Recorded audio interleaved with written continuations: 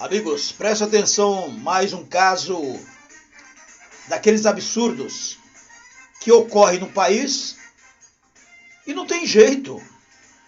Uma das questões é essa. É um caso atrás do outro de facínoras, vermes, escrotos, vagabundos que merecem realmente pena de morte. Não merecem 30 anos de cadeia, porque no Brasil, infelizmente, as vítimas continuam sendo justamente as famílias dos enlutados. Veja só esse caso. Idosa e diaristas mortas de forma perversa.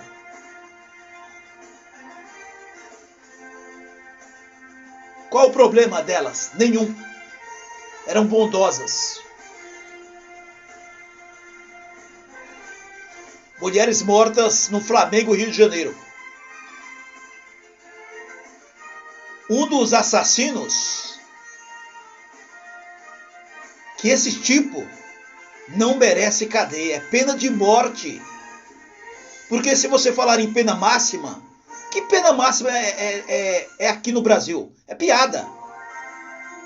Esse vagabundo aqui, escroto, viciado, disse à polícia que o crime foi motivado por dívida com agiotas. Quer dizer, ele devia e matou a mulher que ofereceu emprego para ele. Vamos lá. Jonathan Correia Damasceno confessou envolvimento no crime, mas negou que tenha matado as vítimas. Segundo ele, o comparsa William Oliveira Fonseca cometeu os assassinatos. Quer dizer, esse William, o outro escroto, ele está foragido, por enquanto. Tem até a polícia do Rio de Janeiro, aliás, excelente polícia, fazendo buscas, né? E tem o cartaz aqui procurando esse vagabundo aqui. O outro, né? Além do... Eu coloquei pintor. Jonathan Correia Damasceno, de 32 anos, foi preso pelas mortes de uma idosa e uma diarista no Flamengo. E ele disse em depoimento à polícia que planejou o crime porque ele tinha dívidas com agiotas e precisava quitá-las. Bom, ele não teria nem que ter roubado, assaltado e muito menos matado, né? Nada justifica. O crime aconteceu na última quinta-feira, dia 9, em um apartamento no bairro do Flamengo e chocou, claro, pela total brutalidade. As duas vítimas, Marta Maria Lopes, a idosa dona do apartamento de 77 anos, e Alice Fernandes da Silva, de 51, que era empregada diarista, né, da dona Marta. Elas foram encontradas com cortes no pescoço. A idosa teve ainda o corpo carbonizado. Jonathan chegou a descontar 3 cheques da idosa, somando 15 mil reais. E depois dividiu o dinheiro com o outro vagabundo comparsa que está foragido, William Oliveira Fonseca.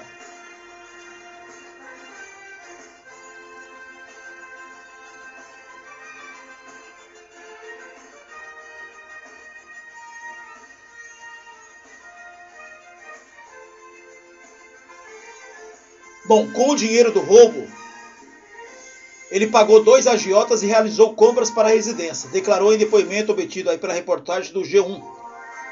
Ele foi capturado na tarde de sexta-feira, dia 10, por agentes da Delegacia de Homicídios da capital fluminense, na favela de Acari.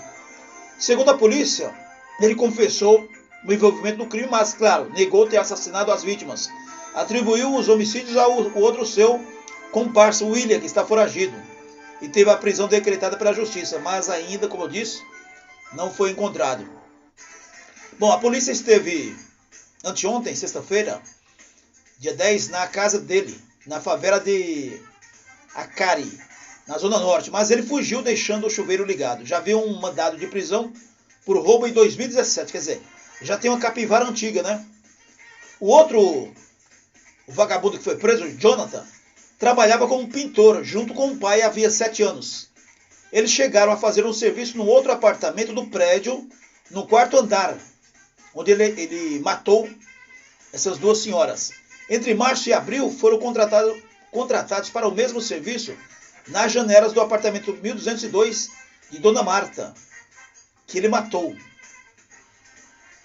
Em maio, ele e o outro sujeito, né? Em maio, Jonathan voltou a procurar a dona do imóvel, perguntando se ela teria mais serviços. Mas ela disse que não. Desesperado com as dívidas, decidiu extorquir a idosa. E no início da semana chamou o amigo para a empreitada. Um amigo ladrão, né? Que o William ficaria responsável por amarrar e amordaçar a senhora, e ele iria aos bancos descontar os cheques que a obrigaria a fazer, diz no depoimento. Só que nem tudo deu certo. Ao chegar ao edifício na Avenida Rui Barbosa, por volta de 1h30 da tarde, o porteiro interfonou para o apartamento de Dona Marta, a idosa, que liberou a entrada dos dois. Afinal, elas se conheciam de vista. Eles usavam máscara e boné para dificultar uma eventual identificação da polícia. No apartamento, foram recebidos pela diarista Alice, algo que eles não esperavam. Então, eles imaginavam que a idosa estaria sozinha em casa, né, antes de tocar a campainha lá e a dona Alice, que a diarista, abriram. E logo eles partiram o quê? Para cima da empregada e amarraram ela com o durex que estava na cozinha. Jonathan então entrou em busca de Dona Marta, que estava sentada no escritório. Ele a surpreendeu pelas costas dizendo, veja só esse diálogo aqui, ó. Fique calma, só quero o dinheiro. Assustada, Dona Marta respondeu. Veja só, a idosa respondeu, não precisa disso, meu filho. O pintor, no entanto, a amordaçou e amarrou com um lacre que havia levado na mochila. Nesse momento, ele passou a exigir que ela fizesse cheques para que eles pudessem descontar no banco. E reclamou do primeiro valor preenchido. O vagabundo reclamou ainda do primeiro valor, R$1.000. Em seguida, ela fez outros cheques de 5.000 cada um, exigido por ele, né? E Jonathan foi até o banco na rua Marquês de Abranches por volta das 15h30.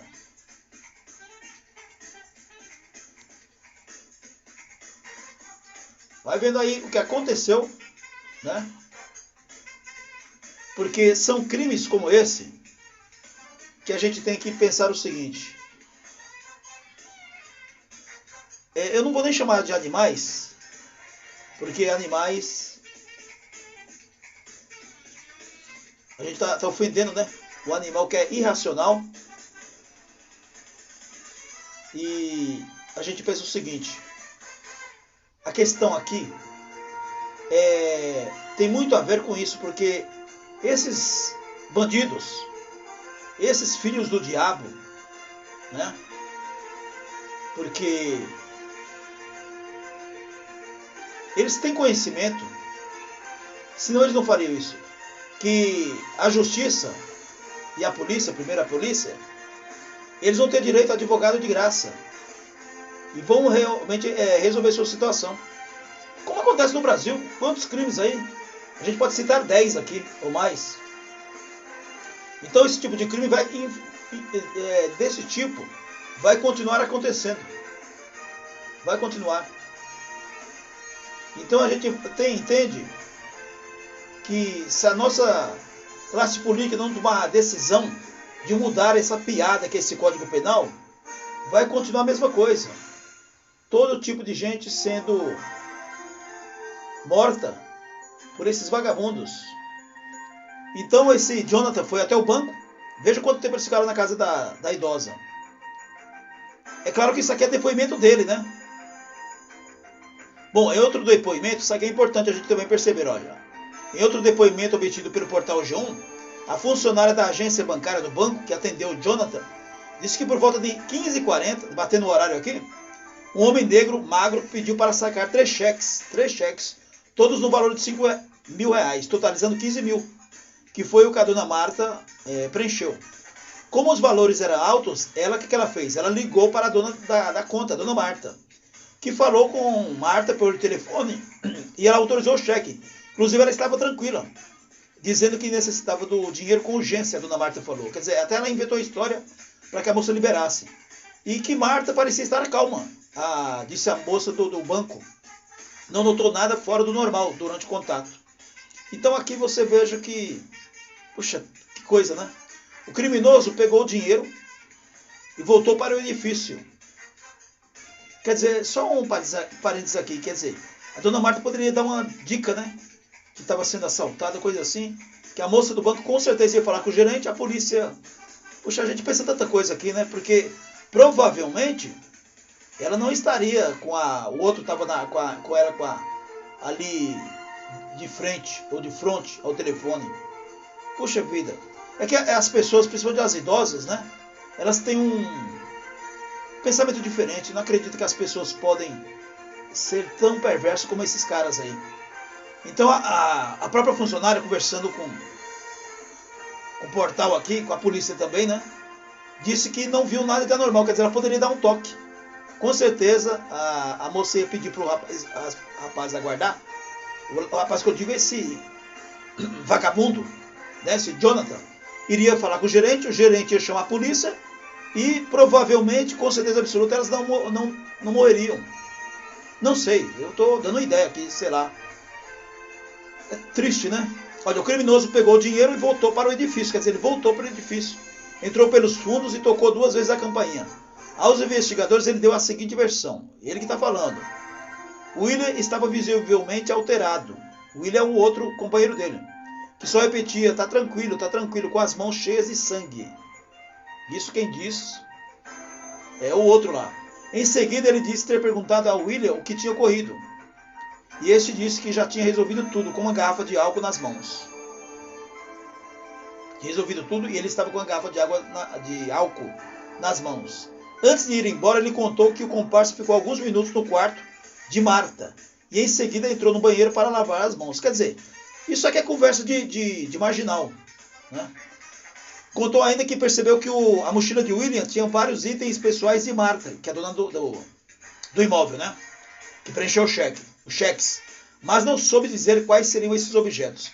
Aos policiais, ele não soube explicar como o comparsa teria ateado fogo no apartamento e insistiu que não viu as vítimas sendo assassinadas. É claro que isso aqui ele inventou na hora, né? Isso aqui a gente está falando porque tem que falar mesmo. Mas isso aqui deve ser mentira dele. Sobre a fuga, Jonathan contou que eles caminharam até a estação do metrô do bairro e seguiram até Vicente de Carvalho, onde desceram e dividiram o dinheiro roubado, 7.500 para cada um. De lá foram para a favela de Acari. Contou ainda que comprou alguns itens no mercado, pagou parte das dívidas com 2 agiotas e ainda ficou devendo. Quer dizer, o cara matou as 2 mulheres, roubou, né? E como todo um covarde, bandido, ladrão, você já viu ladrão rico? Aí, ó. Pouco depois foi preso pela Polícia Civil. De acordo com a polícia, os 2 serão indiciados por 3 crimes. Latrocínio, que é o roubo seguido de morte, extorsão e pelo incêndio no apartamento.